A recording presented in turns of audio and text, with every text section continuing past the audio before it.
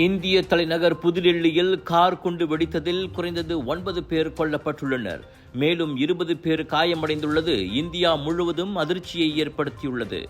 இந்திய நேரப்படி மாலை 6:50 மணி அளவில் டெல்லி செங்கோட்டை அருகே மெட்ரோ நிலைய நுழைவாயிலில் மெதுவாக நகர்ந்து சாலை சமிக்ஞை விளக்கு பகுதியில் நின்ற காரில் பயங்கர சத்தத்துடன் வெடிப்பு ஏற்பட்டது. அக்காரில் பயணிகள் இருந்ததும் போலீஸ் விசாரணையில் கண்டறியப்பட்டது. வெடிப்பில் பக்கத்தில் இருந்த சில வாகனங்களும் தீப்பற்றி எரிந்தன.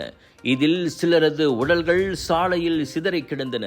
வெடிப்பு ஏற்பட்டதும் மக்கள் பதற்றத்தில் அலறியடித்து ஓடும் சிசிடிவி காட்சிகள் வைரலாகியுள்ளன.